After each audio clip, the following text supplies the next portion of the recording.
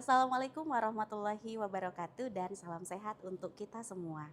Selamat datang dalam video menentukan golongan darah. Untuk golongan darah ini adalah sesuatu yang sangat penting di dalam dunia klinis. Jadi untuk golongan darah ini kita mengenal dua jenis penggolongan untuk golongan darah. Yang pertama ada untuk golongan darah dengan ABO-nya, kemudian yang kedua adalah dengan sistem resus. Dalam penggolongan-golongan darah berdasarkan ABO, kita mengenal ada 4 golongan darah. Yang pertama yaitu golongan darah A. Kemudian yang kedua adalah golongan darah B, kemudian ada golongan darah AB dan ada golongan darah O. Untuk penggolongan-golongan darah ini ditentukan berdasarkan ada tidaknya antigen pada permukaan eritrosit pada golongan darah tersebut. Kemudian untuk resus ini juga sangat penting. Untuk resus sendiri ini dibedakan menjadi dua resus, yaitu ada resus positif dan ada resus negatif. Baik, untuk pemeriksaan golongan darah kita langsung saja ke alat dan bahan yang diperlukan.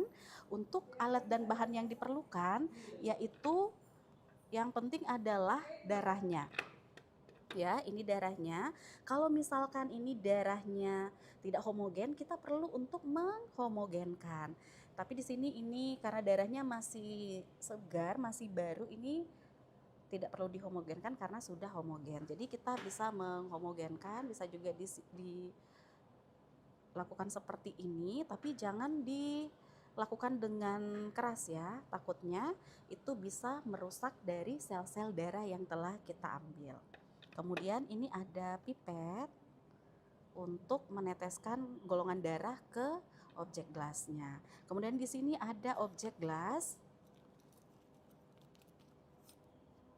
Ini biasanya kita menggunakan dua objek gelas, jadi darahnya akan diletakkan di masing-masing sisi dari objek gelas tersebut. Kemudian yang paling penting juga adalah reagennya. Untuk reagen ini ada reagen anti A, kemudian ada anti B, kemudian reagen anti AB, dan reagen anti D. Jadi ini biasanya kita susun berurutan untuk memudahkan dalam proses pemeriksaan. Kemudian di sini juga kita membutuhkan tisu. Tisu ini untuk memudahkan kita agar dalam proses tindakannya ini tidak belepotan kemana-mana untuk darah yang kita periksa. Jadi setelah ini kita mengambil objek gelasnya. Tadi kita membutuhkan dua objek gelas untuk dilakukan pemeriksaan.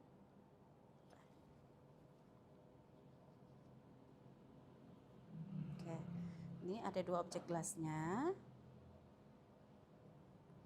Kemudian di sini kita akan meneteskan reagennya, yaitu yang pertama adalah anti A, kemudian reagen anti B-nya, kemudian yang ketiga adalah reagen anti AB dan reagen anti D-nya.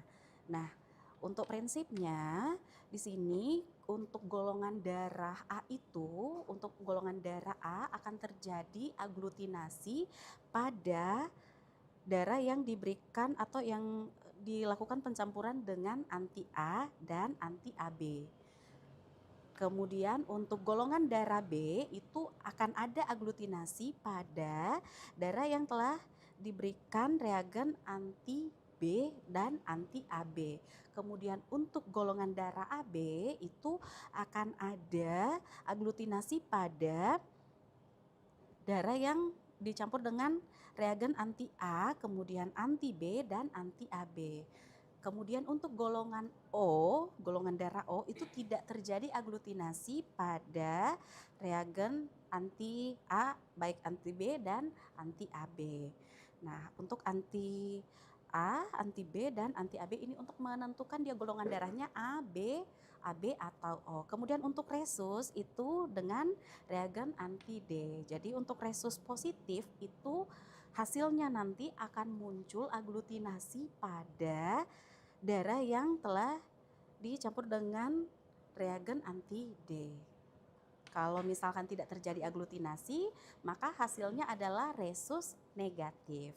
Baik, kita langsung saja melihat untuk pencampuran darah dengan reagennya. Pertama-tama adalah teteskan dulu masing-masing reagen pada kedua sisi dari kedua objek gelas ini. Yang pertama adalah reagen anti A. Kemudian selanjutnya adalah reagen anti B.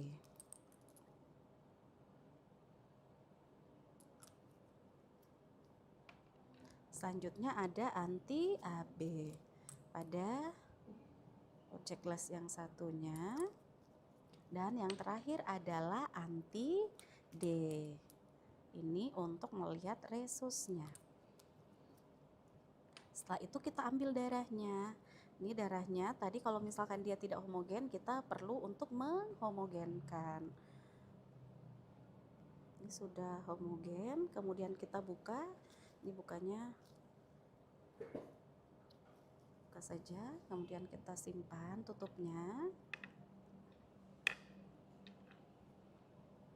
Kita ambil darahnya.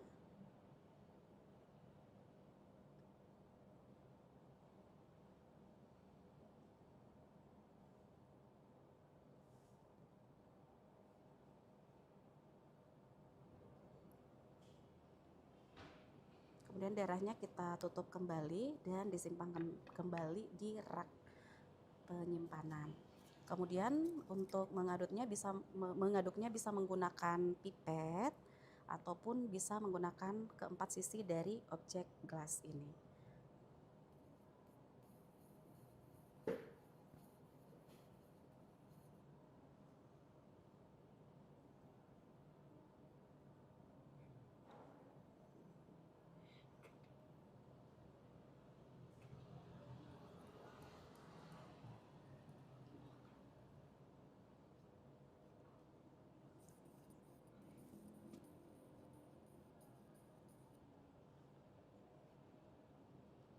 Baik, setelah diaduk, ini sebaiknya kita goyang-goyangkan supaya semakin terlihat adanya aglutinasi.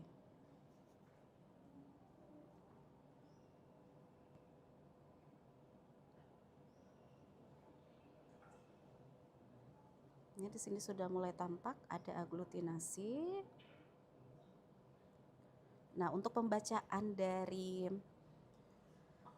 sampel darah sendiri setelah dicampur dengan reagennya ini tidak boleh di bawah 2 menit. Jadi sebaiknya waktunya adalah di atas 2 menit setelah pencampuran. Nah, setelah diperiksa di sini baik kita akan lihat. Nah, ini pada darah yang telah dicampur dengan anti A ini mengalami aglutinasi. Jadi dia tampak seperti ada butiran-butiran pada darahnya. Ini terjadi aglutinasi pada anti A. Kemudian kita lihat di anti B-nya. Di anti B-nya ini tidak terdapat aglutinasi. Jadi terlihat jelas sekali perbedaannya yang terjadi aglutinasi dengan yang tidak terjadi aglutinasi. Kemudian kita lihat di anti AB-nya. Di anti AB-nya ini terjadi juga aglutinasi. Teman-teman bisa lihat di sini tampak ada butiran-butiran pada anti AB-nya. Kemudian untuk di anti D-nya ini juga tampak ada aglutinasi. Jadi setelah kita lihat ternyata aglutinasinya ada pada anti A, kemudian ada juga pada anti AB dan ada pada anti D, sehingga dari hasil pemeriksaan ini kita dapat menyimpulkan bahwa golongan darah untuk pasien ini adalah golongan darah A resus positif karena terjadi aglutinasi pada anti A dan anti AB serta resusnya atau anti D-nya ini mengalami aglutinasi. Jadi untuk golongan darah yang lain, contohnya golongan darah B, kalau golongan darah B itu akan ada aglutinasi tadi pada anti B dan anti AB. Kalau untuk golongan darah AB itu akan ada aglutinasi pada anti A, anti B, dan anti AB. Untuk golongan darah O ini semua tidak mengalami aglutinasi baik di anti A, anti AB, anti B, dan anti AB. Untuk resusnya, dia mengalami aglutinasi itu artinya dia resus positif, dan kalau dia tidak mengalami aglutinasi itu adalah resus negatif.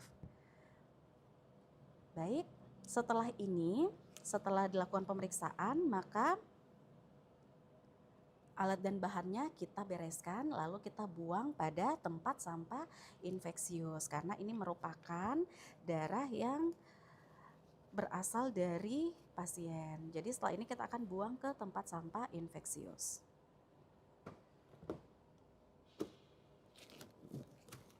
Begitupun dengan handscoon-nya. Baik, demikianlah video untuk prosedur menentukan golongan darah. Semoga yang kita pelajari hari ini dapat bermanfaat untuk kita semua. Terima kasih. Wassalamualaikum warahmatullahi wabarakatuh.